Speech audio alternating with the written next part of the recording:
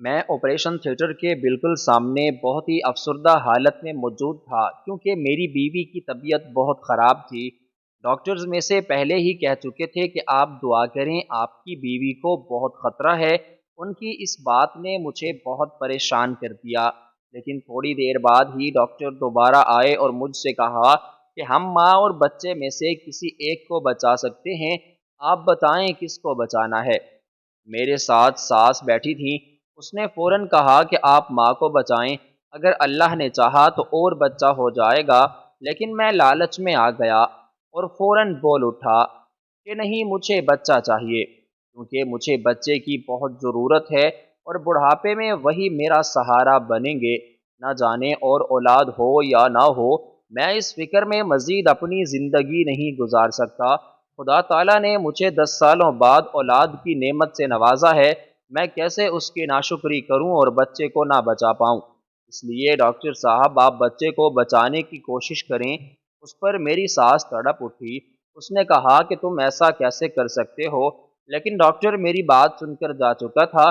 میں نے ان کو سمجھایا کہ اس میں میرا کیا قصور ہے، خدا تعالیٰ کی کرنی ہے، تمہاری بیٹی کے اتنے ہی دن ہوں گے، تم کیوں پریشان ہوتی ہو؟ تمہارا بھی تو نواسا ہوگا، ہم دونوں مل کر اس کو پالیں گے۔ لیکن میرے ساس نے میری ایک نہ سنی اور وہ اپنی اسی حالت میں رہی جیسے ہی ڈاکٹر نے آ کر بتایا تھا۔ وہ روتی رہی اور پیٹتی رہی۔ خیر، میں 2 گھنٹے بعد بچہ لے کر گھر چلا گیا۔ مجھے نہیں معلوم کہ میری بیوی زندہ تھی یا مر گئی تھی۔ میری ساس گھر واپس کب گئی، ان لوگوں کے ساتھ کیا ہوا، مجھے کسی چیز کا کوئی علم نہ تھا۔ بس مجھے صرف خوشی تھی تو اپنے بیٹے کی تھی، کیونکہ میری اولاد 10 سال بعد مجھے دیکھنا نصیب ہوئی تھی۔ در حقیقت جب میں نے شادی کی تھی، تب سے لے کر آج تک میں نے اللہ تعالیٰ سے ہر وقت ایک ہی دعا کی، اے اللہ مجھے اولاد جیسی نعمت عطا کر، اے اللہ مجھے اولاد کی نعمت عطا کر۔ تو آج میں کیسے ناشکری کر سکتا تھا؟ جب میری شادی ہوئی تب سے میری خواہش تھی کہ میرا ایک بیٹا ہو، لیکن وہ خواہش خواہش ہی رہ گئی۔ آج وہ خواہش پوری ہو چکی تھی۔ مجھے بچپن سے بچوں سے بہت پیار تھا۔ جب میں چھوٹا تھا تو اپنی بہن بھائیوں کو خوب کھلایا کرتا تھا، ان کو اپنے ساتھ سلاتا تھا، ان کی بہت فکر کرتا تھا۔ جب میری بہن بڑی ہو گئی، ہمارے محلے میں میری امی کی دوست کے بیٹے کی شادی ہوئی۔ تب میری عمر بہت ہی کم تھی، ان کا ایک بیٹا پیدا ہوا۔ میں ہر وقت اس کو اٹھانے کی خاطر ان کے گھر رہتا تھا۔ مجھے زبردستی میری امی شام کو لے آتی اور گھر آ کر سلاتی تھی۔ جیسے ہی صبح ہوتی میں ان کے گھر چلا جاتا۔ مجھے بچوں سے بے حد پیار تھا۔ میں نے اپنی ماں سے جلدی شادی کا بولا اور میری جلدی شادی کرنے کا مقصد بھی یہی تھا کہ میرے اپنے بچے ہوں اور میں ان کا خیال رکھوں۔ لیکن خدا تعالیٰ نے مجھے آزمائش میں رکھا اور 10 سال تک میری آزمائش جاری رہی۔ ان 10 سالوں میں ہر روز اپنی بیوی کو کوستا تھا اور کہتا تھا کہ تمہیں کوئی کمی ہے جس کی وجہ سے اولاد نہیں ہو رہی۔ لیکن میری ماں بھی اس کو بہت باتیں سناتی تھی، لیکن میری بیوی نے صبر کیا، اس نے کبھی کچھ نہ کہا۔ لیکن وہ ایک بات جو مجھ سے کہتی تھی وہ یہ تھی کہ اولاد خدا تعالیٰ کی قدرت سے ہوتی ہے، وہ جسے چاہے اس نعمت سے مالا مال کر دے، یہ سب کچھ میرے بس میں نہیں ہے۔ تم ہر روز مجھے کیوں باتیں سناتے ہو اور تمہاری ماں نے میرا جینا حرام کیا ہوا ہے، میں کیا کروں؟ اس سب میں کئی بار ڈاکٹر سے بھی چیک اپ کروا کر آ چکی ہوں، وہ بھی کہتے ہیں کوئی مسئلہ نہیں، نہ جانے کس چیز کی کمی ہے، کچھ سمجھ میں نہیں آ رہا۔ جب میری بیوی مجھ سے یہ باتیں کہتی ہے تو میں تھوڑی دیر کے لیے خاموش ہو جاتا، لیکن میری جو خواہش تھی، میں چاہتا تھا وہ جلد از جلد پوری ہو۔ شاید مجھے بہت زیادہ خواہش ہونے کی وجہ سے خدا تعالیٰ آج مجھے مار رہا تھا۔ تو آج بھی جب یہ موقع مل چکا کہ اولاد اور بیوی میں سے کسی ایک کو چن لو، تو میں کیسے اپنی اولاد کو چھوڑ سکتا تھا جس کی رگوں میں میرا خون تھا۔ मैं बहुत मुतमئन हूँ और अपने बेटे को ले आई हूँ। सोचता हूँ उसकी बहुत ही अच्छी तरबियत करूँगा। मेरी माँ मुझ पर बहुत राज़ी हुई और उसने मुझसे कहा कि बेटा, आज तूने साबित कर दिया कि वाकई तू मेरा बेटा है। तूने बहुत ही अच्छा फैसला किया। तेरी बीवी बहुत ही मनहूस थी। हमारी उससे जान छूट गई। अब तो वो मर चुकी होगी बेटा। मैं तुम्हारी बहुत ही अच्छी जगह शादी करूंगी और देखना, तुम अपनी ज़िंदगी में बहुत खुश हो जाओगे। मुझे ज़रा भर एहसास न हुआ कि मैं कितना बड़ा गुनाह कर चुका हूँ और उस गुनाह का मुझसे कुदरत क्या हिसाब लेगी। मैं अपनी खुशी में मस्त था। वक्त गुजरता गया। मेरी माँ ने कई बार मुझसे बोला कि बेटा तुम शादी कर लो, लेकिन मैंने नहीं की, क्योंकि मुझे मालूम था मेरा बेटा अपने आप को मजबूर पाएगा। अगर मैं शादी कर लेता तो दूसरी औरत मेरे बेटे के साथ बहुत बुरा सलूक करती, क्योंकि ये उसकी हकीकी औलाद ना था। मैं चाहता था कि मेरा बेटा बिल्कुल खुश हो, खुर्रम और सुकून की ज़िंदगी गुजारे। उसकी ज़िंदगी में कोई मसला और परेशानी ना हो। बस यही वजह थी जो मुझे मेरी माँ के सामने इनकार पर मजबूर करती थी। मेरी माँ मुझसे कई बार कहती थी कि बेटा, अब तुम्हारा बेटा बहुत ही बड़ा हो चुका है। तुम चाहो तो उसकी परवरिश अब मेरे ज़िम्मे लगा दो। मैं उसका खूब ख्याल रखूंगी। उसकी माँ से भी ज़्यादा उसकी अच्छी परवरिश करूंगी। लेकिन मुझे किसी पर भरोसा न होता था। मैं अपनी माँ को भी अपने बेटे की परवरिश का ज़िम्मा न देता था और ख़ुद करता था, क्योंकि मुझे उससे बेहद प्यार था। लोगों ने कई बार मुझसे सवालात किए कि तुम्हारी बीवी कहाँ है, उसको तुम वापस क्यों नहीं लाए। लेकिन मैं उनको कहता कि वो अस्पताल में फौत हो गई थी। उसकी हालत बहुत ख़राब थी, जिसकी वजह से डॉक्टर्स ने कहा है कि इनको घर ले जाने की कोई ज़रूरत नहीं, सीधा कब्रिस्तान ले जाएं और दफना दें, क्योंकि बीवी में बहुत ज़्यादा मसला हो चुका था, जिसकी वजह से डॉक्टर्स भी उनको ना बचा पाए। मैं इसी तरह के कई झूठ अपने मोहल्ले वालों से बोल चुका था। किसी को कुछ बोलता तो किसी को कुछ बोलता, लेकिन मुझे ये सब ज़रा भी अजीब ना लगता। मैं बहुत ही मुतमइन रहता। दिन गुजरते गए। अब मेरा बेटा तकरीबन जवान हो चुका था। मैंने उसकी शादी के बारे में सोचा। अपनी अम्मी से कहा कि अम्मी, मैं अपने बेटे की शादी करना चाहता हूँ और चाहता हूँ कि जल्द अज जल्द उसकी शादी हो, ताकि मैं दादा बन जाऊँ और अपने पोता पोती को अपने हाथों से पाल सकूँ। मैं एक सरकारी स्कूल में क्लर्क था। उस स्कूल का सारा काम मेरे सर पर होता था। अब मेरी उम्र भी काफ़ी हो चुकी थी। मेरा बेटा भी अब 25 साल का हो चुका था। अभी तक उसकी शादी नहीं हुई थी, लेकिन एक दो जगह उसका रिश्ता हम देख आए थे। अभी भी उसकी कहीं पक्की बात नहीं हुई थी। एक दिन हम बैठे थे। ये कोई असर का टाइम था और मेरा बेटा साथ में चाय पी रहा था। अभी मैंने आधा कप चाय का पिया था कि अचानक मेरे सीने में दर्द उठा और बहुत ज़्यादा तकलीफ़ होने लगी। इतनी तकलीफ़ कि मैं उसको बर्दाश्त न कर पाया। यह दर्द मुझे मेरी ज़िंदगी में पहली बार हुआ था। उससे पहले मुझे ऐसी तकलीफ़ कभी ना हुई। देखते देखते दर्द बढ़ता गया और मेरी सांस रुकने लगी। यूं महसूस हो रहा था जैसे मेरा दम घुट रहा हो। मेरी हालत देखकर मेरे बेटे ने मुझसे पूछा, बाबा जान, आपको क्या हो रहा है? मैंने उसे बताया कि मेरी सांसें रुककर आ रही हैं। इतने में मेरी आंखों से भी पानी आना शुरू हो गया और मैं जल्दी जल्दी सांस लेने के लिए मुंह खोलने लगा। जैसे मेरे बेटे ने मेरी ये हालत देखी, वो मुझे डॉक्टर्स के पास ले गया। डॉक्टर्स ने कुछ देर मुझे अंडर ऑब्जर्वेशन रखा। उसके बाद ही हमें छुट्टी दे दी। लेकिन जब हम घर वापस आए तो मेरा बेटा बहुत ही परेशान था। मैंने उसे दो तीन बार पूछा कि तुम इतने परेशान क्यों हो? तुम्हारे चेहरे पर ये अफसरदगी क्यों है? आखिर क्या हुआ है? क्या डॉक्टर ने मेरे बारे में कुछ कहा है या मुझे कोई खतरनाक बीमारी है? मेरे बेटे ने मुझसे छुपाने के लिए कई झूठ बोल दिए। اس نے کہا کہ بابا جان آپ کو کچھ نہیں، میں تو ایسے ہی تھکان کی وجہ سے تھوڑا سا اپنے آپ کو افسردہ محسوس کر رہا ہوں، اسی لیے آپ کو میری شکل پر پریشانی نظر آ رہی ہوگی، حالانکہ حقیقت ایسی نہیں ہے، آپ بالکل ٹھیک ہیں۔ ڈاکٹر نے مجھے اپنے بارے میں تفصیل سے بتایا۔ انہوں نے کہا ہے کہ یہ درد معدے کا تھا اور بہت ہی معمولی درد ہے۔ انہوں نے آپ کو معدے کی دوائیاں دے دی ہیں، جب یہ دوائیاں آپ کھائیں گے تو آپ بالکل ٹھیک ہو جائیں گے۔ میں نے اسے کہا کہ جو ڈاکٹر نے رپورٹ بنا کر دی ہے وہ مجھے دکھا دیں، لیکن وہ مجھ سے چھپانے لگا اور کہنے لگا کہ بابا جان وہ میں نے رکھ دی ہے، ابھی میں بعد میں آپ کو دکھا دوں گا، جیسے وہ مجھ سے کچھ چھپا رہا ہو۔ اس کی آنکھوں میں مجھے سچ صاف نظر آ رہا تھا، لیکن سچ کیا تھا وہ مجھے نہیں بتا رہا تھا۔ میں بھی سچ سے نا واقف تھا۔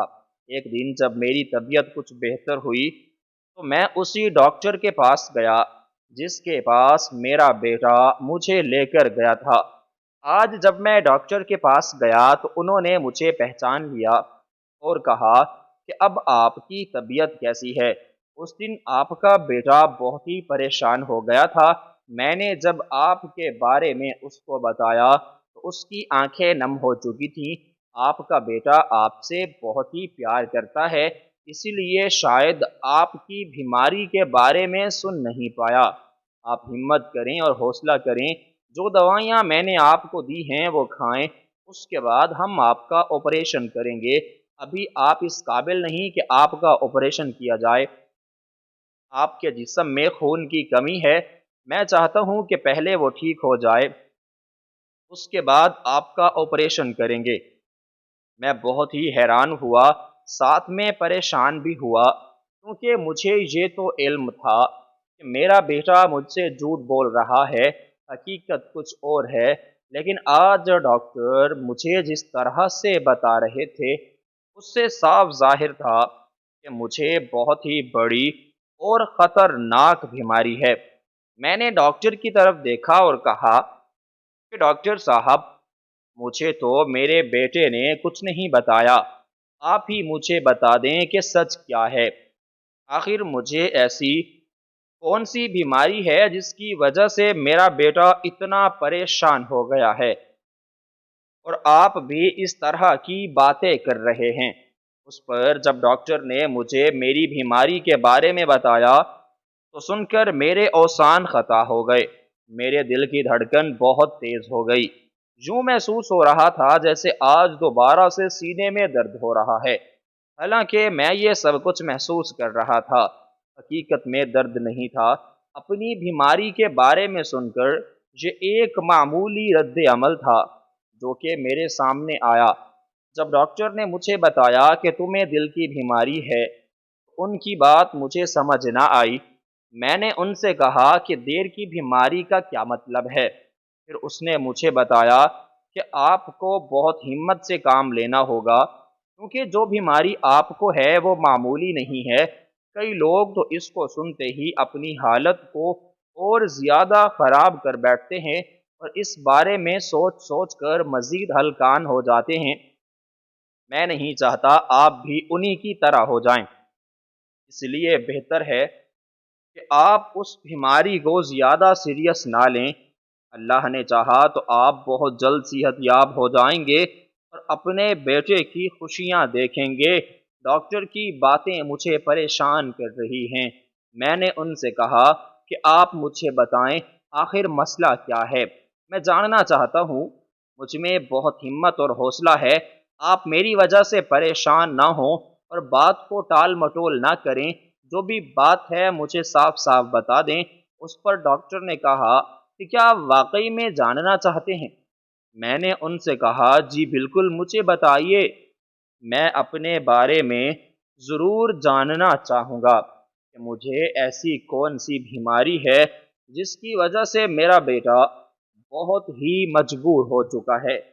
ڈاکٹر نے مجھ سے کہا کہ تمہیں جگر کا کینسر ہے اور یہ کینسر بھی بہت پہلے کا ہے، یعنی ہم اس کو آخری سٹیج تو نہیں کہہ سکتے، لیکن جس سٹیج پر ہے اس سٹیج سے واپسی ناممکن ہے، بہت ہی زیادہ پھیل چکا ہے۔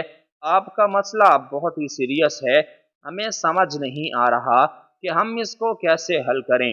اگلے جمعے کو غیر ملک سے ڈاکٹر ہمارے ہسپتال میں آ رہے ہیں، آپ ضرور آئیے گا، میں آپ کا مشورہ ان سے کروں گا۔ میں چاہتا ہوں کہ آپ کو اس بیماری سے نجات دوں، لیکن اس کے ساتھ آپ کو دعا کی ضرورت ہے تاکہ آپ کا مسئلہ حل ہو جائے۔ جب ڈاکٹر نے مجھے یہ بات بتائی تو میں ایک دم سن ہو گیا۔ یوں محسوس ہو رہا تھا جیسے میری سانسیں رکنے والی ہوں اور دم گھٹ رہا ہو۔ میں نے لمبی سانس لی اور ڈاکٹر سے اجازت مانگ لی۔ سارا راستہ مجھے پریشانی نے سکون نہ کرنے دیا، میری روح کانپ اٹھی اور مجھے فوراً وہ وقت یاد آیا جب میں نے اپنی بیوی کو چھوڑ دیا تھا، اپنے بیٹے کو چنا تھا۔ مجھے لگا کہ میں نے اس وقت غلطی کی اور خدا تعالیٰ نے شاید اسی غلطی کی سزا بیماری کی صورت میں مجھے دی ہے، کیونکہ یہ بیماری معمولی نہیں تھی۔ اس کو سن کر واقعی میں میری حالت مزید خراب ہونے لگی۔ مجھے اپنے بیٹے کی وہ شکل یاد آ گئی جب وہ مجھ سے جھوٹ بول رہا تھا اور میں اسے بار بار کہہ رہا تھا، بیٹا ضرور کوئی پریشانی والی بات ہے، تم مجھ سے چھپا رہے ہو، اور میرے بیٹے نے مجھ سے بات چھپا لی۔ اب مجھے اپنے بیٹے کی پریشانی کا اندازہ ہو چکا تھا، حالات میرے قابو سے نکل گئے۔ میں جب بھی کچھ سوچنے کے لیے بیٹھتا کچھ بھی سمجھ میں نہ آتا، یوں لگ رہا تھا جیسے میری سوچ سمجھ ختم ہو چکی ہے۔ سب سے پہلا کام جو میں کرنا چاہتا تھا وہ یہ تھا کہ میری جو نوکری تھی میں چاہتا تھا وہ اپنے بیٹے کو دلوا دوں۔ میں نے جلد ہی اپنے کاغذات بنوائے اور آفس میں جمع کروائے۔ میری بیماری کی وجہ سے میں اپنی سروس پوری نہ کر سکا تھا اور اسی بنا پر میں نے درخواست کی کہ جو سروس بچی ہوئی ہے وہ میرے بیٹے کو دی جائے۔ میرا بیٹا کیونکہ اب 25 سال کا ہو چکا تھا اور پڑھائی بھی مکمل کر چکا تھا، میں چاہتا تھا کہ میری جگہ اب اس کی نوکری لگ جائے۔ بہت ہی کوششوں کے باوجود میں اس میں کامیاب ہو گیا۔ میری تکلیف دن بدن بڑھنے لگی۔ مجھے یوں لگ رہا تھا جیسے میرے پاس دن بہت کم رہنے والے ہیں۔ میں چاہتا تھا کہ ان کم دنوں میں اپنے بچے کی خوشی دیکھ لوں، لیکن مصیبتوں نے تو جیسے میرے گھر کی راہی دیکھ لی تھی۔ ابھی ہم ایک جگہ پر اپنے بیٹے کا رشتہ پکا کر آئے تھے کہ میری ماں کی طبیعت خراب ہونے لگی۔ اصل میں ہوا کچھ یوں کہ میں اور میرا بیٹا جب ڈاکٹر کے پاس جا رہے تھے میرا چیک اپ کے لیے، تو میں نے اپنے بیٹے سے کہا کہ بیٹا تم مجھے ڈاکٹر کے پاس کیوں لے کر جا رہے ہو؟ اب تو میں ٹھیک ہوں۔ لیکن اس نے کہا کہ بابا جان میں چاہتا ہوں کہ آپ کا صحیح طریقے سے علاج کروں اور احتیاط کے طور پر میں آپ کو لے کر جا رہا ہوں۔ میرے بیٹے کو اس چیز کا کوئی دور دور تک علم نہ تھا کہ مجھے حقیقت جو ہے وہ معلوم ہو چکی ہے۔ وہ اب بھی مجھے بے خبر سمجھ رہا تھا اور سوچ رہا تھا کہ بابا کو اس کی بیماری کے بارے میں نہ بتاؤں۔ اس کو کیا معلوم تھا کہ مجھے سب کچھ پہلے سے پتہ چل گیا ہے۔ میں خاموش رہا۔ اس کے بعد میں نے کہا کہ اچھا میری رپورٹس دکھاؤ، میں ان کو دیکھنا چاہتا ہوں۔ میرے بیٹے نے کہا کہ نہیں بابا جان، آپ ان کو کیوں دیکھتے ہیں، بس چھوڑیں، یہ آپ کے مطلب کی نہیں ہیں۔ اس بار میں رونے لگا اور اپنے بیٹے کے گلے لگ گیا۔ میرا بیٹا مجھے غور سے دیکھنے لگا اور کہنے لگا کہ بابا جان کیا ہوا ہے، آپ اس طرح سے کیوں رو رہے ہیں؟ کیا آپ کی طبیعت دوبارہ خراب ہو رہی ہے کہ آپ کے سینے میں درد محسوس کر رہے ہیں؟ میں نے اپنے بیٹے سے کہا نہیں میری جان، مجھے اپنی بیماری کے بارے میں علم ہو چکا ہے۔ کچھ دن پہلے ہی میں ڈاکٹر کے پاس گیا تھا تو اس نے مجھے سب کچھ بتا دیا ہے۔ جیسے یہ بات میں نے اپنے بیٹے کو بتائی تو وہ مجھے دیکھ کر رونے لگا اور کہنے لگا بابا جان جس دن سے مجھے پتہ چلا ہے میری نیند ختم ہو چکی ہے، میں رات کو سو نہیں پاتا، آپ کے بارے میں سوچتا رہتا ہوں، نہ جانے آپ کو اتنی بڑی تکلیف کیسے ہو گئی۔ اور ہمیں احساس تک نہ ہوا۔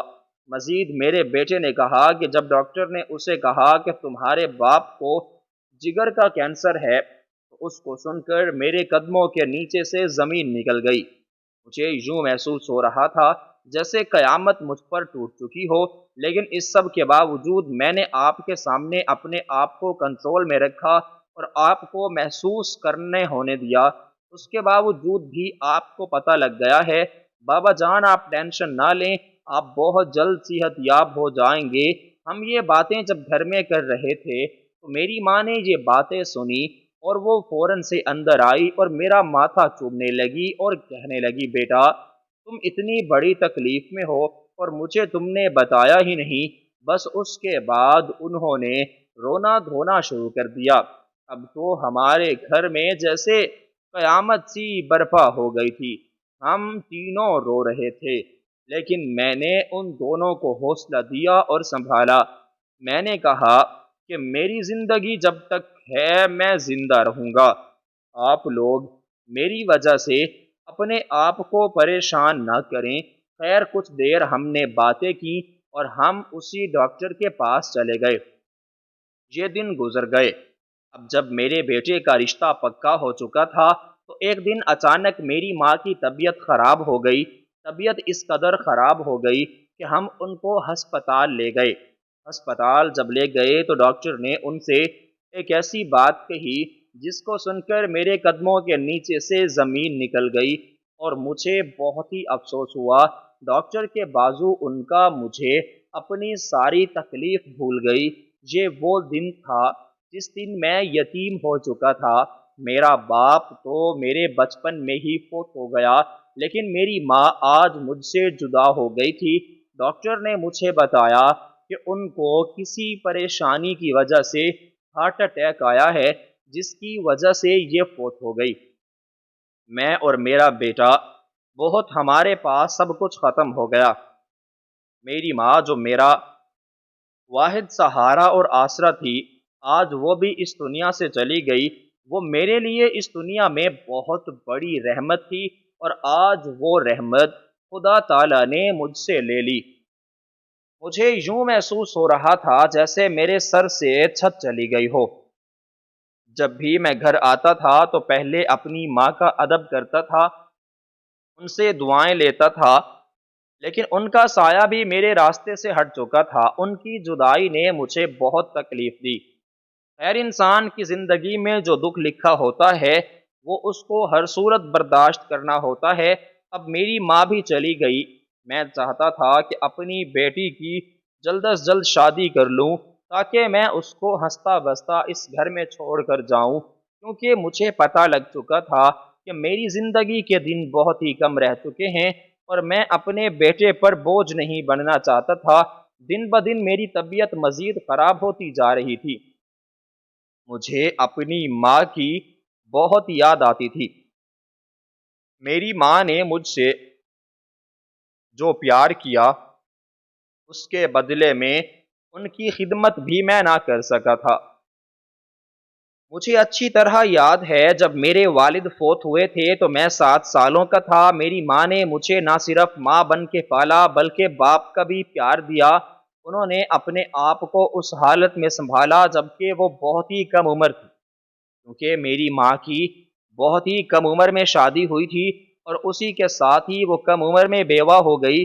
سب لوگ چاہتے تھے کہ وہ دوسری شادی کر لے اور اپنے بچے کو ایک باپ کی صورت سہارا دے اور اپنے آپ کو بھی ایک سہارا دے، کیونکہ یہ اس کے جوانی کے دن تھے اور اس دنوں میں اس کو سہارے کی بہت زیادہ ضرورت تھی۔ لیکن میری ماں نے دوسری شادی صرف اور صرف ملے ملے نہ کی، کیونکہ وہ سوچتی ٹھیک ہے اگر اس نے شادی کر لی تو اس کا بیٹا بہت زیادہ ڈسٹرب ہوگا اور ذہنی مریض بن جائے گا۔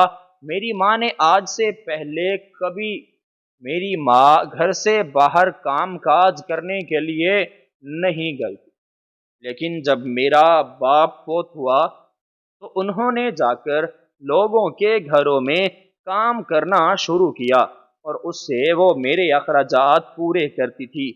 انہوں نے مجھے آج تک کسی چیز کی کمی نہ آنے دی تھی۔ وہ میرے ہر حالات سے واقف تھی، اس لیے وہ میرا یہ صدمہ سہ نہ سکے۔ ان کی میں واحد اولاد تھی، ان کا سارا انحصار مجھ پر تھا۔ جب انہوں نے میری بیماری کے بارے میں سنا تو وہ کچھ زیادہ عرصہ جی نہ سکی اور فوت ہو گئی۔ مجھے ان سے دلی لگاؤ تھا، وہ میری ماں کی صورت میں ایک فرشتہ تھی۔ جب کبھی میں کسی وجہ سے اسکول میں جاتا تو وہ مجھ سے بار بار پوچھتی تھی کہ بیٹا تمہیں کوئی مسئلہ تو نہیں، کسی چیز کی ضرورت تو نہیں، کیا کوئی فیس کا مسئلہ ہے، کچھ ہے تو مجھے بتاؤ۔ لیکن میں انہیں کہتا کہ امی جان ایسی کوئی بات نہیں۔ وہ میری ذرا سی بات کو لے کر بہت پریشان ہو جاتی تھی۔ مجھے تھوڑا سا بخار ہو جاتا تو ان کی حالت مجھ سے زیادہ خراب ہو جاتی تھی، مجھے وہ تکلیف میں نہیں دیکھ سکتی تھی، تو آج کیسے وہ میری تکلیف سن کر سہ سکتی تھی؟ ان کے دن رات کی محنت کا مجھے یہ صلہ ملا کہ میری سرکاری نوکری لگ گئی۔ جمعیت سرکاری نوکری لگی تو میرے باپ بہت زیادہ خوش تھی۔ انہوں نے پورے محلے میں مٹھائی بانٹی تھی، مجھے ہر وقت دعائیں دیتی اور کہتی کہ بیٹا یہ دعائیں تمہارے ساتھ ہیں، ایک دن تمہیں ضرور رنگ لے آئیں گی۔ اور بے شک ان کی دعاؤں کا مجھے ایسا رنگ لگا کہ میں زندگی میں بہت کامیاب ہو گیا۔ میرے بہن بھائی نہ تھے، اسی لیے میری ماں نے میرے ہی کہنے پر میری شادی جلدی کروائی تھی۔ خیر جب میرا رشتہ ہوا تھا تو وہ بہت زیادہ خوش تھی، کیونکہ جس لڑکی سے میری شادی ہوئی وہ بہت ہی خوبصورت اور لائق تھی۔ میری ماں کی وہ بہت خدمت کرتی تھی۔ اولاد کی خاطر میں نے جلدی شادی تو کر لی، لیکن 10 سال کی آزمائش ہوئی، اس پر بھی میری ماں نے بہت ہی زیادہ ٹینشن لی اور اپنے آپ کو ہلکان کر لیا۔ اب وہ میری تکلیف کے بارے میں سن نہ سکی اور کچھ عرصے بعد وہ فوت ہو گئی۔ خیر جو ہونا تھا ہو چکا، میرے بیٹے کا رشتہ پہلا ہی تو ہو چکا تھا۔ آج میں نے سوچا کہ اپنے بیٹے کو ساتھ لے کر اس کے سسرال جاؤں گا اور شادی کی تاریخ مانگ کر آؤں گا تاکہ میں اپنے بیٹے کو اس کے گھر کا بنا لوں۔ اب وہ شادی کے قابل بھی ہو چکا تھا کیونکہ اس کی نوکری لگ چکی تھی۔ آج جب میرا بیٹا کام سے واپس آیا تو میں نے اسے کہا کہ بیٹا آرام کر لو، ہم شام کو تمہارے سسرال جائیں گے، تمہاری شادی کی تاریخ لے آئیں گے۔ وہ بہت خوش ہوا، ہم گئے، انہوں نے وہاں ہمیں ہاں کر دی۔ جیسے وہ بھی اسی بات کے انتظار میں بیٹھے ہوئے ہیں، میں بہت خوش ہوا۔ ٹھیک 1 مہینے بعد شادی تھی۔ یہ مہینہ پوری تیاریاں کرنے میں گزر گیا، کچھ علم نہ ہوا، دیکھتے دیکھتے شادی کے دن بھی آ پہنچے۔ میں بہت ہی خوش تھا، مجھے اپنی بیماری بھول چکی تھی۔ میرے بیٹے کی خوشی مجھے ایسی طاقت اور ہمت دے رہی تھی جیسے میں جمع ہوں اور مجھے کوئی بیماری ہو ہی نہ۔ یہ سب میری بے انتہا محبت تھی جو میں اپنے بیٹے سے کرتا تھا، اسی کی وجہ سے میں اپنی بیماری کی تکلیف بھی بھول چکا تھا۔ حالانکہ اب بیماری کی شدت پہلے سے بھی زیادہ ہو چکی تھی۔ خیر شادی ہو گئی۔ میری بہو بہت ہی نیک اور اچھی تھی، وہ مجھے ابو کر کے بلاتی تھی، میری عزت کرتی تھی۔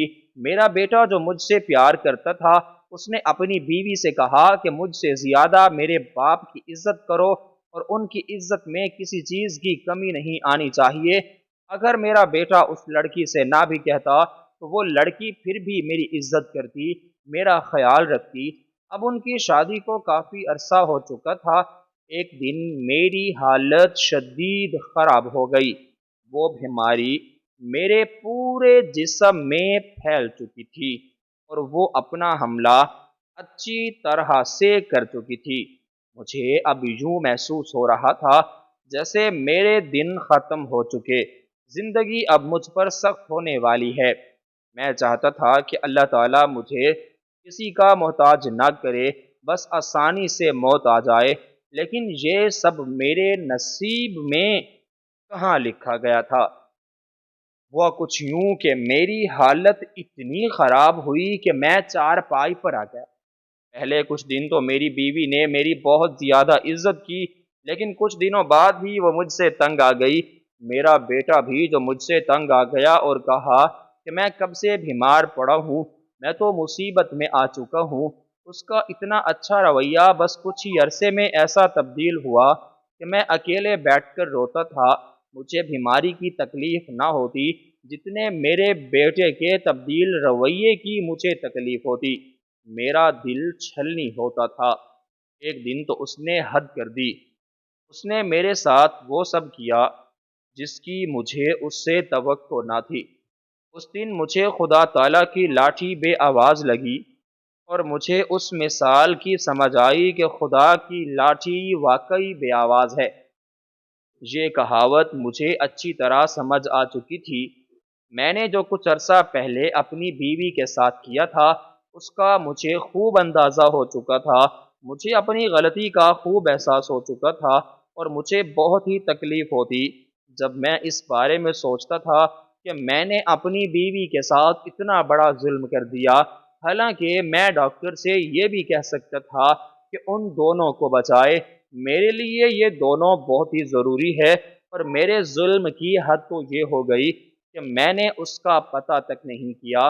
پتہ نہیں وہ مر گئی یا زندہ ہو کر مر گئی ہوگی، کیونکہ ڈاکٹر نے ان کو بچانا تھا۔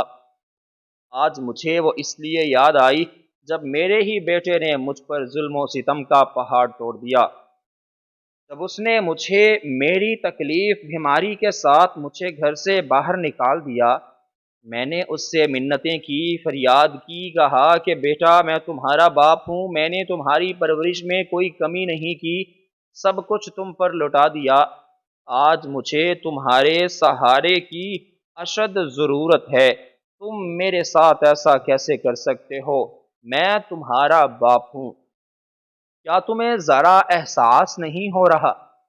ابھی میں یہی باتیں کر رہا تھا کہ میرے بیٹے نے مجھے دھکا دیا اور دروازے سے باہر نکال دیا۔ میں نے آسمان کی طرف دیکھا اور خوب رویا، کیونکہ میں اپنی زندگی میں بہت گناہ کر چکا تھا۔ شاید یہ انہی گناہوں کی سزا تھی جو مجھے مل رہی تھی۔ میں خاموشی سے وہاں چلا گیا۔ میں بیوی کو نہ ڈھونڈ سکا۔ سوچتا تھا اس کے بارے میں، اس کو ڈھونڈوں، شاید وہ زندہ ہو، پتہ کروں، لیکن شرمندگی کے باعث میں اپنی ساس کے گھر دوبارہ نہ جا سکا اور نہ ہی اس کا پتہ کیا، کیونکہ مجھے صرف ایک بات روک لیتی تھی، اور وہ یہ تھی کہ وہ سب سوچیں گے کہ اب اس کو اس کے بیٹے نے گھر سے نکال دیا ہے، یہ پناہ ڈھونڈنے کے لیے یہاں پر آ گیا ہے۔ بس اس لیے میں کہیں نہیں جاتا تھا۔ میں بے یار و مددگار خدا کی راہوں پر چل پڑا، کسی منزل کی تلاش میں، ایک ایسی منزل جس کا کوئی پتہ نہیں تھا۔ چلتے چلتے میں کہیں کا کہیں چلا گیا۔ تکلیف اس قدر تھی کہ میں چل نہیں سکتا تھا، لیکن اب میں اپنے گھر اور اپنے بیٹے کی زندگی سے بہت دور آ چکا تھا۔ ایک نئی دنیا تھی جہاں پر میں نے قدم رکھ دیا، اور ایک زندگی نئے سرے سے شروع ہو چکی تھی۔ ان تکلیفوں کے ساتھ نہ جانے میری اور کتنی زندگی باقی تھی۔ میں ہر وقت یہی سوچتا رہتا تھا۔ خیر، جب بھوک نے مجھے ستایا اور میری تکلیف کی شدت بڑھنے لگی تو سامنے ایک گھر تھا۔ میں نے سوچا اس گھر کا دروازہ بجاؤں اور کچھ کھانے کا، یہ لوگ ضرور مجھ پر رحم کریں گے، میری حالت دیکھ کر ان کو ضرور ترس آئے گا۔ میں نے دروازہ کھٹکھٹایا، کافی دیر کھڑا رہا، لیکن اس دروازے سے کوئی جواب نہ آیا، نہ ہی اس گھر سے کوئی بندہ مجھ تک پہنچا۔ میں خاموشی سے وہاں سے چلا گیا۔ چلتے چلتے ایک بہت ہی خوبصورت دروازہ اور ایک بہت ہی عالی شان کوٹھی مجھے نظر آئی۔ میں نے سوچا یہ لوگ بہت امیر ہیں، میری ضرور مدد کریں گے۔ میں نے جلدی سے اس دروازے کو بجایا۔ وہاں سے بہت ہی خوبصورت لڑکی باہر آئی۔ اس کو دیکھ کر مجھے کچھ اپنائیت محسوس ہوئی۔ مجھے یوں لگا کہ جیسے یہ میری اپنی ہو یا میں اسے جانتا ہوں۔ ایک عجیب احساس مجھے اس لڑکی کو دیکھتا، لیکن میں تو اس محلے میں اس جگہ پر پہلی بار آیا تھا، اس لڑکی کو بھی پہلی بار دیکھ رہا تھا، تو یہ جو میں محسوس کر رہا تھا فضول ہی کر رہا تھا۔ میں نے اپنے آپ کو سمجھایا اور کہا کہ یہ سب ممکن نہیں، نہ جانے یہ کون ہے۔ مجھے اس لیے اس سے اپنائیت کا احساس ہو رہا ہے کیونکہ یہ میری مدد کرنے کے لیے آئی ہے۔ میں نے اس سے کہا کہ بیٹا میری مدد کرو، اس میں بہت ہی میں تکلیف میں ہوں اور مجھے کچھ کھانے کا دو۔ اس کے بعد اس لڑکی نے مجھے غور سے دیکھا، مجھ سے کہا کہ آپ اندر آ جائیں۔ میں بہت حیران ہوا، اندر گیا۔ مجھے یوں لگا جیسے حالانکہ وہ مجھے جانتی بھی نہیں ہے۔ خیر یہ اس لڑکی کی اپنی ہمدردی تھی جو وہ میرے ساتھ کرنے کو تیار تھی۔ خیر میں تو اندر چلا گیا کیونکہ مجھے ضرورت تھی، لیکن جو ہی میں اندر گیا تو سامنے صحن میں ایک عورت بیٹھی تھی۔ اس عورت کو دیکھ کر میرے ہوش و حواس کھو گئے۔ مجھے تو کچھ سمجھ نہیں آ رہا تھا، مجھے اپنی آنکھوں پر یقین ہی نہیں آ رہا تھا کیونکہ جس عورت کو میں دیکھ رہا تھا اس کو میں بالکل پہچان چکا تھا۔ اس کو دیکھ کر میری آنکھیں کھلی کی کھلی رہ گئیں کیونکہ وہ عورت اور کوئی نہیں میری بیوی تھی جو کچھ عرصہ پہلے ہی ہسپتال میں مر گئی تھی۔ اس کو دیکھ کر مجھے فوراً یہ خیال آیا کہ یہ کیسے زندہ ہو گئی اور اتنے عالی شان گھر میں کیسے آئی۔ مجھے تو اس کی قسمت پر رشک آ رہا تھا کیونکہ میں یہ سوچ چکا تھا کہ شاید وہ مر چکی ہے۔ اس کے ساتھ ہی وہ لڑکی مجھے اس عورت کے پاس لے گئی۔ اس سے کہا کہ امی جان یہ بہت ہی مجبور اور لاچار ہیں، دیکھیں اس کی شکل سے بھی لگ رہا ہے کہ اس کو ضرورت ہے۔ میں چاہتی ہوں کہ میں اس کی مدد کروں، آپ اجازت دیں گی؟ ابھی وہ یہی الفاظ کہہ رہی تھی کہ اس عورت نے میری طرف دیکھا۔ جیسے ہی اس نے میری طرف دیکھا تو وہ چونک گئی کیونکہ وہ بھی مجھے پہچان چکی تھی۔ مجھے دیکھ کر اس کی آنکھیں کھلی کی کھلی رہ گئیں، اس کی آنکھیں اب نم ہو چکی تھیں، بالکل خاموش، اور وہ سکتے میں آ چکی تھی۔ اتنے میں اس کی بیٹی نے دوبارہ اسے کہا کہ اب میں آپ سے کچھ پوچھ رہی ہوں، آپ کو کیا ہو گیا؟ لیکن وہ مجھے مسلسل دیکھی جا رہی تھی۔ اس کی بیٹی نے اس سے کہا کہ امی جان کیا آپ اس شخص کو جانتی ہیں؟ آپ ان کو دیکھ کر کیوں اتنی سکتے میں آ گئی ہیں؟ اسی پر ہی جو الفاظ اس عورت نے یعنی میری بیوی نے اپنی بیٹی سے کہا ہے، ان کو سن کر مجھے اس قدر شرمندگی ہوئی کہ میرا دل کر رہا تھا کہ ابھی زمین پھٹے اور میں اس میں دفن ہو جاؤں۔ بس اس بات کو سن کر میرے لیے ڈوب مرنے کا مقام تھا۔ بس ابھی وہ دونوں آپس میں باتیں کر ہی رہے تھے کہ میں نے ہاتھ جوڑ لیے اور معافی مانگنا شروع کر دیا۔ میں تو پہلے ہی اس کی تلاش میں تھا، میں چاہتا تھا کہ یہ مجھے کہیں مل جائے اور میں اس سے معافی مانگوں، لیکن یہ سب کچھ ممکن تھا۔ میرے خیالات میں تو وہ مر چکی تھی، لیکن میں نے جیسے اسے زندہ پایا تو معافی مانگنے لگا۔ میں نے اس سے رو کر معافی مانگی اور کہا کہ خدا را مجھے معاف کر دو، مجھ سے غلطی ہو گئی اور آج اس غلطی کا احساس مجھے ہو چکا، شاید اسی گناہ کی سزا مجھے مل رہی ہے۔ دیکھو میں تمہارے سامنے سزا میں ہوں۔ اس پر اس نے مجھ سے کہا کہ میں نے آپ کو معاف کر دیا ہے۔ میں نے تو آپ کو اسی دن ہی معاف کر دیا تھا جس دن آپ نے اپنی اولاد مجھ سے لی تھی۔ آپ مجبور تھے، مجھے آپ سے کوئی گلہ شکوہ نہیں، میں اپنی زندگی میں بہت آگے بڑھ چکی ہوں۔ خدا تعالیٰ آپ کو معاف کرے اور آپ پر مہربان ہو۔ اس کے ساتھ ہی وہ لڑکی جس نے دروازہ کھولا تھا وہ اپنی ماں کو بہت ہی حیرت زدہ آنکھوں سے دیکھ رہی تھی۔ اس لڑکی نے اپنی ماں سے کہا کہ امی جان یہ کون ہے؟ آپ ان کو کیسے جانتی ہیں؟ اس پر میری بیوی نے کہا کہ بیٹا یہ تمہارا باپ ہے، وہی باپ ہے جو تمہیں تمہاری پیدائش کے وقت چھوڑ کر چلا گیا تھا، بے یار و مددگار، اور آج یہ اس حالت میں ہے۔ اس نے سمجھا کہ میں مر چکی ہوں، حالانکہ ایسا کچھ نہیں، اور دیکھو خدا کی کرنی یہ اس حال میں ہے اور ہم عیش و عشرت کی زندگی گزار رہے ہیں۔ میں نے جب ان کا گھر دیکھا اور وہ بیٹی جس کو میری بیوی کہہ رہی تھی کہ یہ تمہارا باپ ہے تو مجھے کچھ سمجھ نہ آیا۔ میں نے اس سے کہا کہ کیا مطلب، یہ میری بیٹی؟ میرا تو بیٹا پیدا ہوا تھا تو یہ میری بیٹی کیسے؟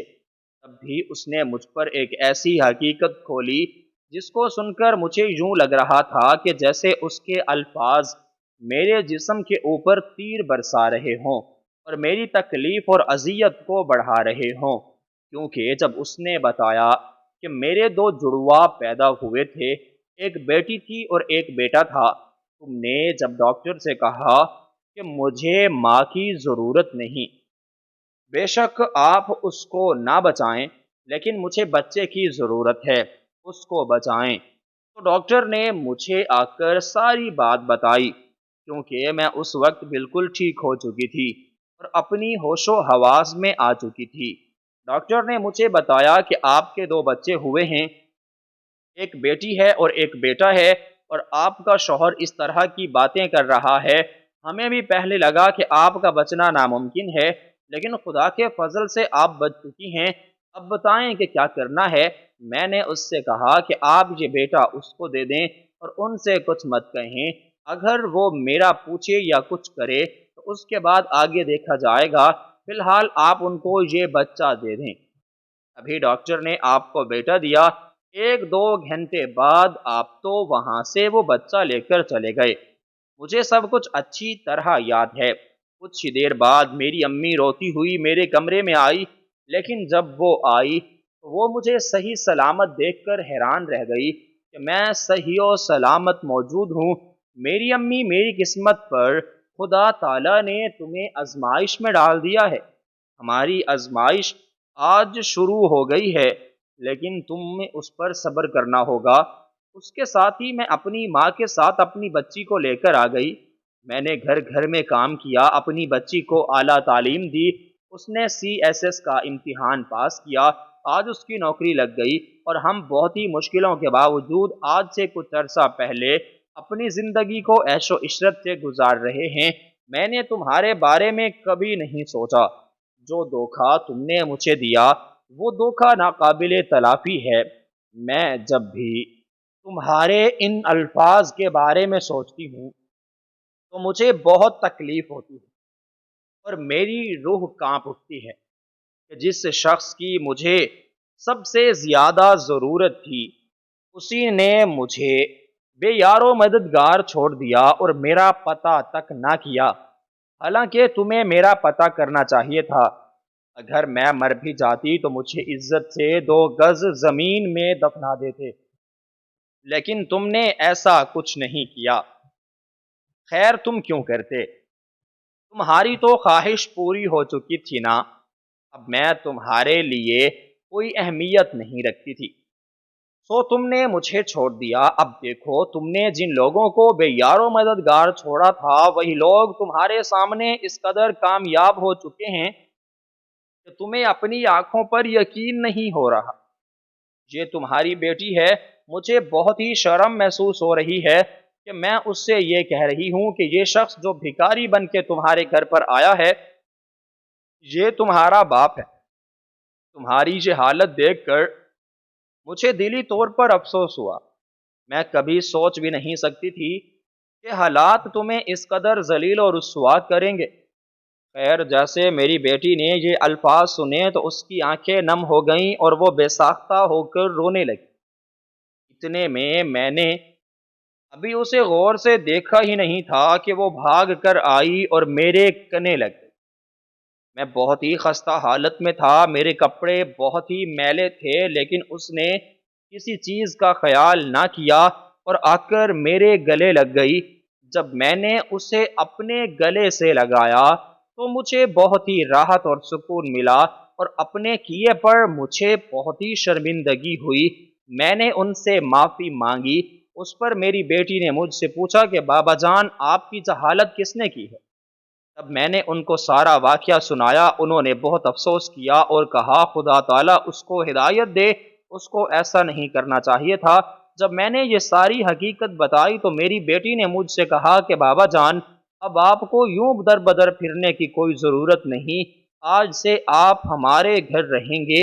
ہمارے حساب وہ دونوں مجھے سچے دل سے معاف کر چکی تھی۔ میری بیٹی کو تو جیسے میرا ہی انتظار ہو، اس کو دیکھ کے لگ رہا تھا جیسے وہ مجھے بہت پیار کرتی ہو۔ لیکن میں پوری زندگی میں اس سے آج پہلی بار ملا تھا، مجھے تو اس کا علم ہی نہیں تھا۔ خیر میں ان لوگوں کے ساتھ رہ گیا، میری بیٹی نے میرا علاج شروع کروایا اور میرا آپریشن ہو گیا، آپریشن کامیاب ہو گیا۔ اب میں ان کے ساتھ بہت ہی خوشی سے اپنی زندگی گزارنے لگا اور اپنی زندگی میں بہت آگے بڑھ گیا۔ اس کے بعد میں دوبارہ کبھی بھی اپنے بیٹے کے دروازے پر نہ گیا اور نہ ہی اس سے بتایا کہ میں زندہ ہوں یا نہیں، کیونکہ اب میں اپنی زندگی میں بہت خوش تھا۔